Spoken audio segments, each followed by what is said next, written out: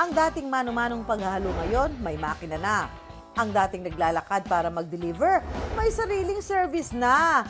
Ang dating nakikitira ngayon, ongoing construction na ang sariling bahay. Lahat ng yan dahil sa palaman na Yema. At ang ibinebentang palaman na ito, kumikita lang naman ng kalahating milyon bawat buwan.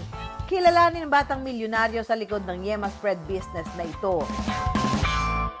Marami sa mga customers ko ang ayaw maniwala nung umpisa. Ayaw nila magtiwala sa akin dahil sa edad ko. Niisip nila, yung supplier ko, bata. Nung nag-start ako, ayoko na parang parehas lang sa iba. Kaya nilagyan ko siya ng twist. Nilagyan ko ng iba-ibang flavors, yung Yema Spread na alam natin. Sa kasalukuyan, meron silang 8 flavors ng Yema. Nariyan ang choco, ube, mango, buko pandan, butter cookies, cinnamon, cookie crumble, at syempre, ang classic na Yema. Ngayon ay tuturuan ko kayo kung paano gumawa ng Yema Spread. Ang kailangan lang natin dito ay condensed milk.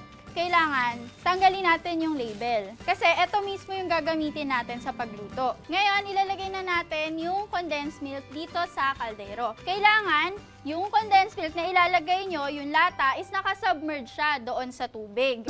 Mika Iha, buong lata ng condensed milk talaga ang iluluto? Tsaka kaya kailangan nakasarado pa yung condensed milk para safe siya sa pagluto.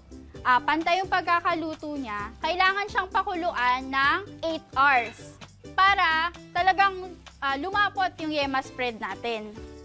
Tandaan mga kapuso na dapat bantayan ang pagluluto nito dahil hindi maaaring kumati ang tubig habang niluluto ang mga ito. Pagkatapos pakuluan ng 8 oras, hanguin at palamigin ito. Pagkalamig niya, ganito na yung magiging itsura niya. Evenly cook siya hanggang sa ilalim. Haluin natin siya. Pagka okay na yung texture niya, na nakita nyo wala na siyang buo-buo, pwede na natin siyang isalin sa jar. Ang dalawang 390 grams na lata ng condensed milk ay makakagawa ng tatlong 200 ml jar ng Yema. Maaaring ibenta ng 100 pesos to 120 pesos ang isang bote ng Yema.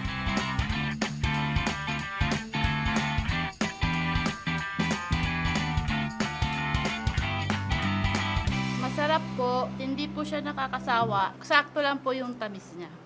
1 taon pa lamang ang pagbebenta ni Mika ng mga Yema Spread pero umaabot na ito sa iba't ibang sulok ng Pilipinas. Nung nag-lockdown, nawalan ng source of income yung family ko. Nawalan ng trabaho yung father ko. Kaya as panganay, syempre hindi ko kayang makita yung family ko na wala kaming makain. Nag-start ako na kung magkano lang yung pera ko, which is 500 pesos. Yun lang yung pinambili ko ng mga ingredients. Dahil sa consistent na pagpo-post ni Mika sa mga e-commerce sites, nagkaroon siya ng mga reseller sa iba't ibang parte ng bansa. Masaya ako and fulfilling kasi bilang sa edad ko pa lang, kumikita na ako ng ganito, natutustusan ko na lahat ng pangailangan ng pamilya ko. And ngayon, nakakapagpatayo na ako ng bahay namin.